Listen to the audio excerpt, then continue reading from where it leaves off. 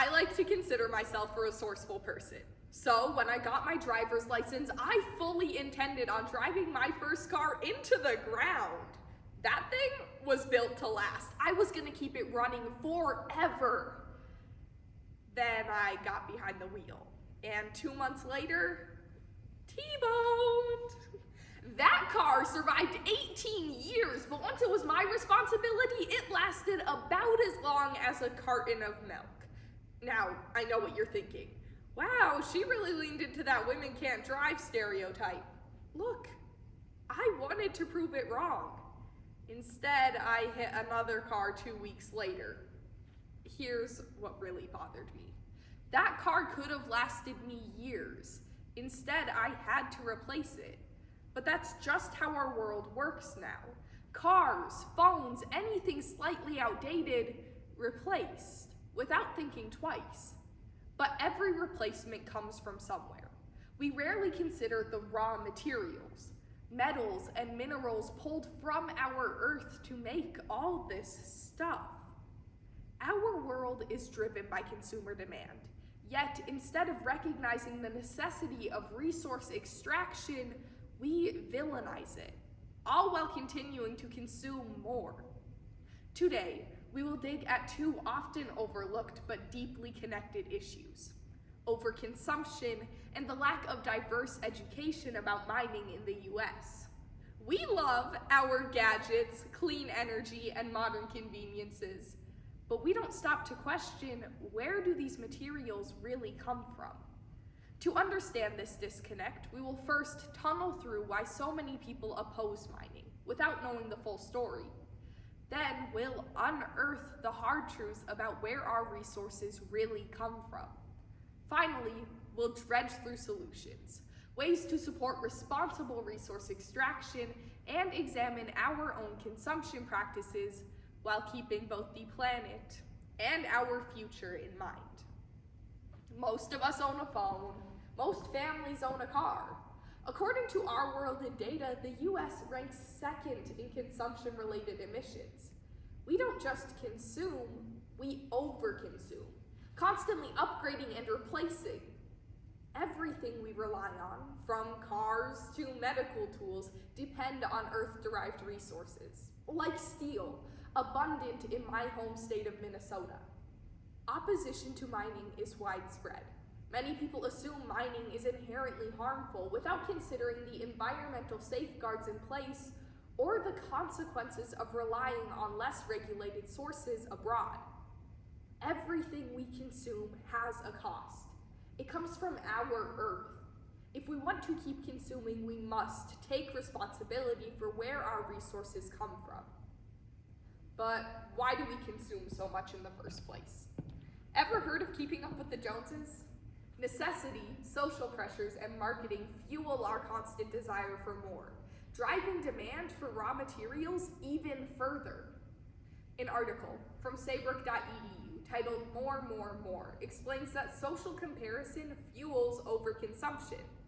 If your friend gets the iPhone 16, suddenly your iPhone 15 feels ancient. We're told that success means having the latest and greatest, but let's be real. If your car is old enough to be in high school with you, it doesn't mean you're failing at life. Again, our constant desire for more fuels demand for raw materials.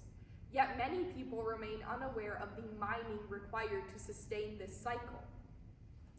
The group Save the Boundary Waters, located in Ely, Minnesota, is concerned about the potential harm to the environment from a proposed copper-nickel mine, located outside of the borders of the federally protected boundary waters. Environmental concerns are valid, but here's the problem. Rejecting domestic mining doesn't eliminate its impact. It just shifts the responsibility elsewhere. A Duluth News Tribune article from September 30th, 2024 puts this simply: a toothache hurts, and so does stubbing your toe. The earth will feel mining wherever it occurs. Why is one area deemed more suitable for extraction than another? In December 2023, the American Iron and Steel Institute reports that the U.S. imported over 2 million tons of steel, increasing carbon emissions by lengthening the supply chain. Domestic mining helps reduce this impact. The same goes for copper, essential to clean energy. Meanwhile, in places like the Democratic Republic of Congo, Brazil, and Mozambique, mining has led to deforestation, pollution, and flooding due to weaker regulations and protections. As award-winning environmental scientist Julie Lucas says, clean energy is mineral-dependent energy. Wind turbines, solar panels, and electric vehicles all depend on copper. So, what can we do? To start, support responsible resource extraction. Look to Minnesota, where the Pollution Control Agency and Department of Natural Resources enforce strict mining regulations to ensure safety and sustainability. And they work. If you've been to Minnesota's mining regions, you'll know they're not polluted wastelands, rather thriving landscapes with clean air and pure water. In a personal interview I conducted with Simon Charter, manager of community and social performance at New Range Copper Nickel, he explained, if you can find a mine in Minnesota, you're probably going to end up with a mine that meets higher standards than anywhere else in the world. Minnesota law even requires restoration plans prior to mining. We should be supporting mining in places with strict environmental and labor protections rather than relying on less regulated sources abroad. Beyond that, domestic mining reduces carbon emissions by shortening the supply chain. Second, spread awareness. In his speech, This Is Water, David Foster Wallace urges us to break free from our default settings and stay mindful. Change starts with paying attention. Choose locally sourced products, like those made from Minnesota mined steel. Next, buy items that last.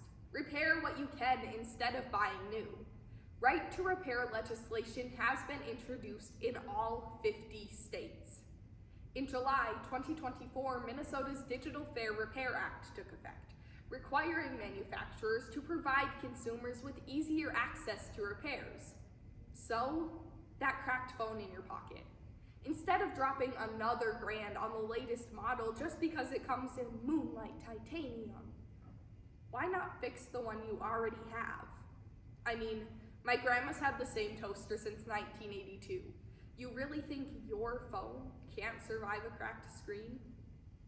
Small choices like this, made collectively, will eventually reduce our reliance on mining. Take action. Contact your legislators. Ask them to champion legislation that promotes e-waste recycling, such as a bill recently proposed in Minnesota. This would require manufacturers to take in old electronics and recycle them responsibly at no cost to the consumer. Further, advocate for vetted, safe domestic mining. Legislators need to understand that their constituents favor ethical resource extraction within our own borders. Finally, recycle your electronics. New devices require raw materials, and we're not recycling enough to reduce our reliance on mining. According to energy reporter Ben Gaiman in an article posted on November 19, 2024, if all e-waste was properly recycled, we could reclaim 40% of usable copper. In 2022, Earth.org shared that less than a quarter of e-waste was properly recycled. Use proper recycling facilities and encourage others to do the same.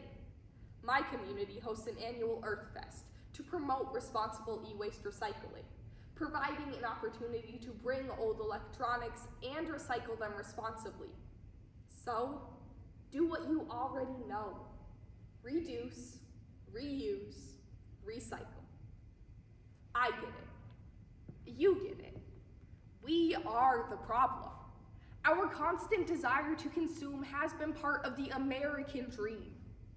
But recognizing the issue is just the beginning. What we do next, that's what really matters. In hindsight, I could have prevented my crash.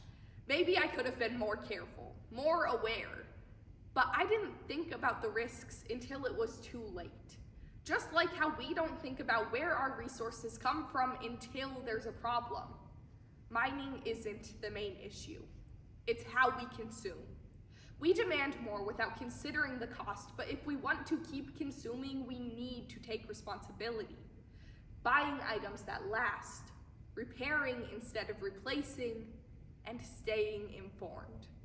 Because, unlike my car, once we've totaled the planet, there's no replacing it.